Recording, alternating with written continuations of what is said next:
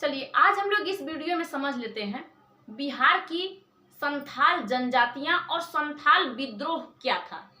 ये हम लोगों को इस मैप के अनुसार समझना होगा। बिहार के मैप के अनुसार संथाल जनजातियों के विषय में समझना होगा।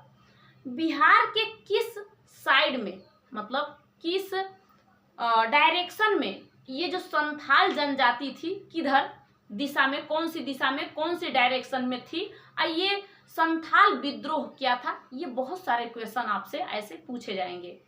एक चीज और आप लोग ध्यान देना, किसी चीज को बस 3-4 ही बातों से बताया जाता है आपको। एक तो पहला पूछा जाता है कि ये जो विद्रोह हुआ था ये कब हुआ था। दूसरा पूछता है कि ये विद्रोह क्यों हुआ था। तीसरा पूछता है ये विद्रोह कहाँ हुआ था। चौथा पूछता है ये विद्रोह का नेतृत्व कौन कर रहा था। पांचवा पूछता है कि ये विद्रोह कैसे समाप्त हुआ था। ठीक है, तो कुछ हम इसके, अब ये विद्रोह किस डायरेक्शन में किधर हुआ था, यही चीज आपसे पूछेगा। ये जो संथाल जनजाति हैं ये बिहार में सबसे अधिक पाई जाती हैं।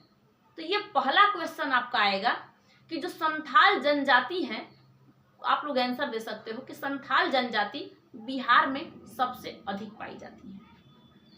मतलब बिहार में है और जातियों में से और जनजातियों में से ये संथाल जनजाति क्या है, अधिक है। अब ये कहाँ पाए जाते हैं, बिहार में किस जगह हम पाए जाते हैं। तो देखिए इधर के साइड आपको पूर्व के साइड आपको दिखाई दे रहा होगा। तो इस साइड आप कभी मैप उठा के देखना, तो इधर साइड आपको बंगाल दिखाई देगा। कौन सा, बंगाल। ये बंगाल की खाड़ी आपको पूर्व के साइड, बिहार के पूर्व के साइड है। पश्चिम के साइड में आपको यूपी दिखाई देगा। उत्तर के साइड में आपको नेपाल, क्या है, नेपाल। और इधर दक्षिण के साइड में झारखंड है, झारखंड।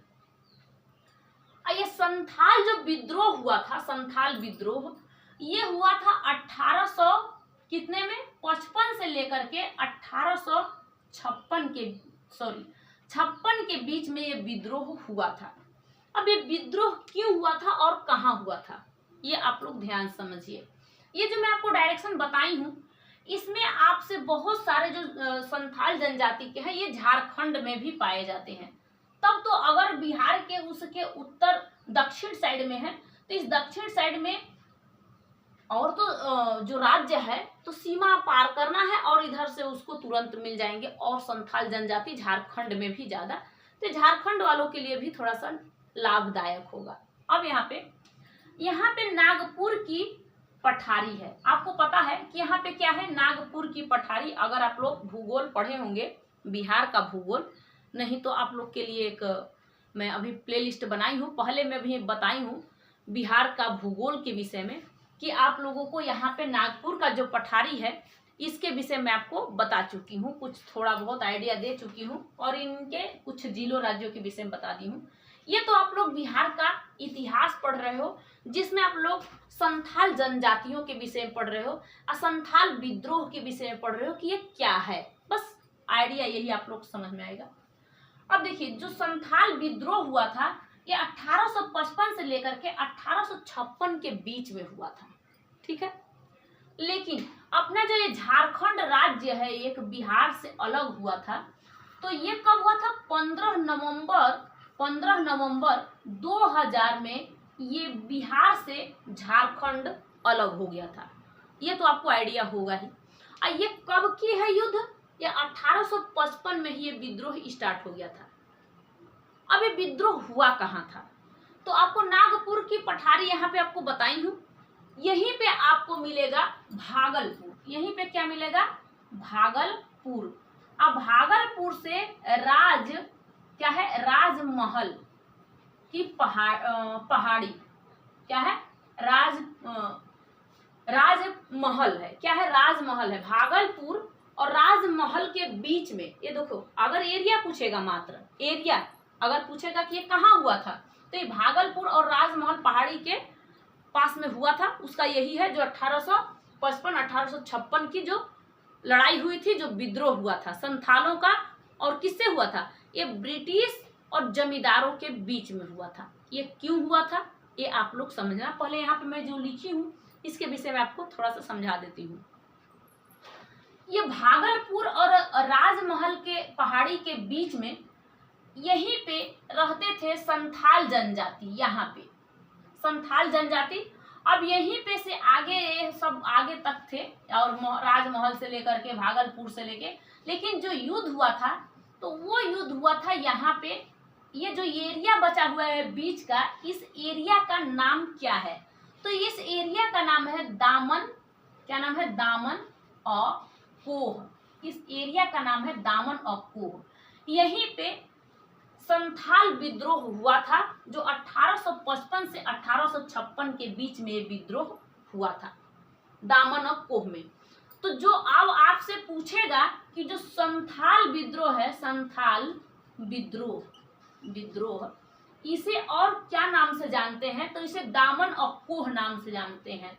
दामन और कोह नाम से जानते हैं। संथाल विद्रोह को दामन और कोह नाम से जानते हैं।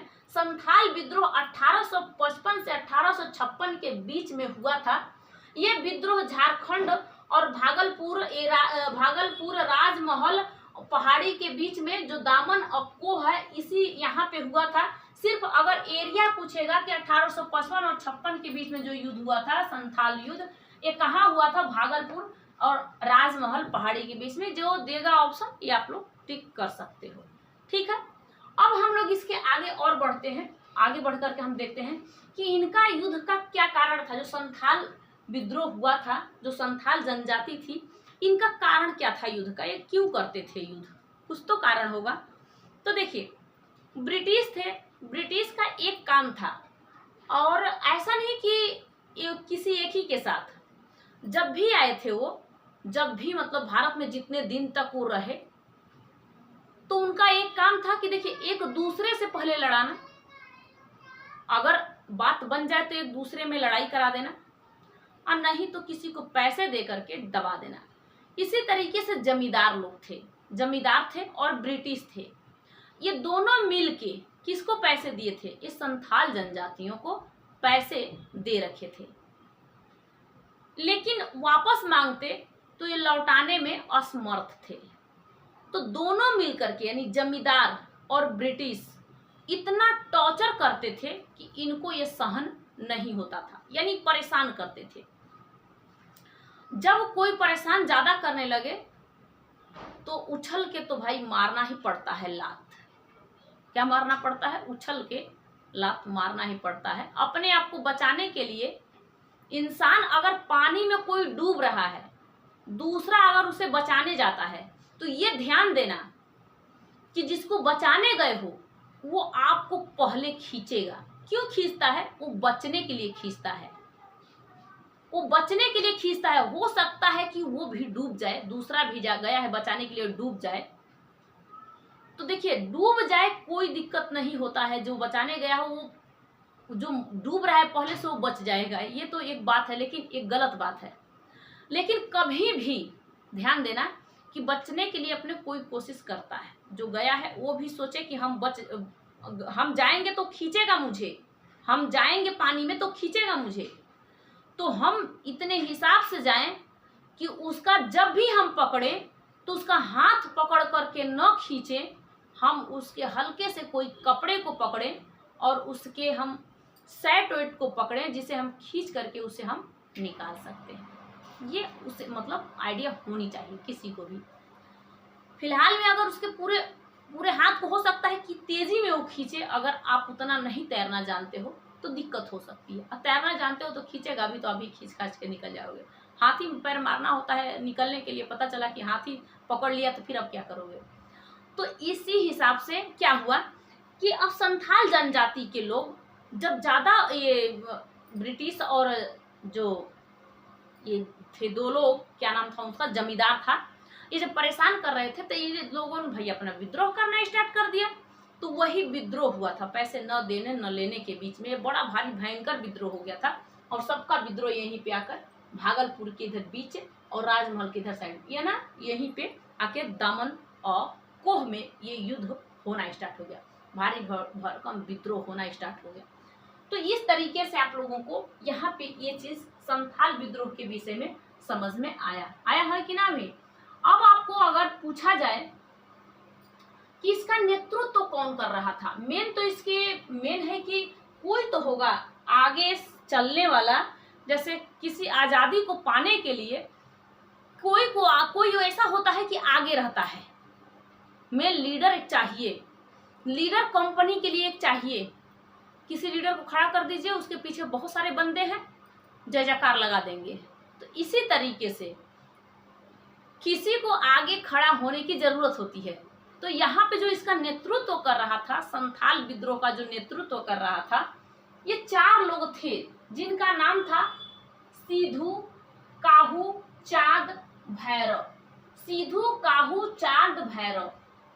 सिद्धू, काहू, चांद, भैरव, ये थे संथाल जनजाति के लोग और इसका ये नेतृत्व कर रहे थे। अब इस तरीके से आप लोगों को संथाल जनजाति के विषय में समझ में आ रहा है कि नहीं। संथाल जनजाति, अब यही पूछेगा आपसे कि संथाल विद्रोह कब हुआ था। संथाल विद्रोह कब हुआ था? 1855 से 56 के बीच में। संथाल विद्रोह कहाँ हुआ था? भागलपुर राजमहल पहाड़ी के पास में, ये यही एरिया है। संथाल विद्रोह का दूसरा नाम क्या है? दामन और कोह इसका दूसरा नाम है। इसका नेतृत्व कौन कर रहा था? तो इसका नेतृत्व कर रहा था सिद्धू, काहू, चांद, भैरव। सिद्धू, काहू, चांद, भैरव, यानी ये 4 लोग इसके नेतृत्व कर रहे थे। समझ में आ रहा है आपको कुछ भी? ये आपको भागलपुर और जो आपको राजमहल आपको दिखाई दे रहा है, ये जो पहाड़ियां हैं, ये कहाँ है? ये झारखंड के ऊपर साइड, यानी कि उसके उत्तर के साइड में, और बिहार के दक्षिण के साइड में, ये दक्षिण के साइड में यहाँ पर नागपुर पठारी है, जिसे संकीर्ण पठारी कहा जाता है। तो पठारियों को कितने भाग में बांट के पढ़ते हैं तो आपको बताऊंगी। फिलहाल में आप लोगों को इसके विषय में पता चला है कि नहीं चला है? ये चल गया पता। अब आगे हम बढ़े इसके बाद, अब उसके बाद हम देख लेते हैं कि नील विद्रोह क्या था और नील विद्रोह कहाँ था। एक तो पहला नील विद्रोह जो चला था, नील आंदोलन, जिसे चंपारण आंदोलन कहते हैं, उसे क्या कहते हैं? चंपारण आंदोलन। तो चंपारण में हुआ था, ये तो आइडिया आपको होगा, चंपारण में हुआ था। इसका भैया नेतृत्व तो गांधी जी कर रहे थे, जो कि 1917 में ये युद्ध स्टार्ट हो गया था, विद्रोह स्टार्ट हो गया था, आंदोलन स्टार्ट हो गया था चंपारण। उसमें 3 कठिया था, मतलब तीन कठिया था, उसमें पद्धति लागू था। इसमें 5 कठिया पद्धति लागू हुआ। अब इसको हम देख लेते हैं क्या है उस समय का बात, ठीक है। अब देखिए यहाँ पे ध्यान से आप लोग समझिए, ये तो आपको समझ में आ गया होगा पूरा। दमन को किसे कहते हैं? तो संथाल विद्रोह को कहते हैं। भागलपुर राजमहल के पहाड़ियों के बीच में युद्ध हुआ था, ये आपको पता हो गया। ये झारखंड में भी बहुत सारे संथाल जनजाति पाए जाते हैं। बहुत सारे जो संथाल जनजाति ये बिहार में पाए जाते हैं, ठीक है। यहाँ पे ये चीज आपको पूरा चीज पता चल गया होगा। अब इसके आगे हम बढ़ते हैं, इनकी जो जनसंख्या सब कुछ आपको बता दी, मतलब संख्या बता दी, बहुत ज्यादा है, ठीक है। अब हम लोग क्या चीज देखते हैं? चंपारण नील विद्रोह। देखिए चंपारण में नील विद्रोह हो रहा था। ये कब हो रहा था? 1866 में। 1866 से लेकर के 1867 तक ये क्या था? नील विद्रोह था। ये कहाँ हो रहा था? चंपारण में। इसी चंपारण में गांधी जी ने भी एक चंपारण आंदोलन गांधी जी किए थे। गांधी जी क्या किए थे? चंपारण आंदोलन किए थे। दोनों में फंसना नहीं है। ये किए थे 1917 में, ये चंपारण आंदोलन किए थे। इनमें 3 कठिया था।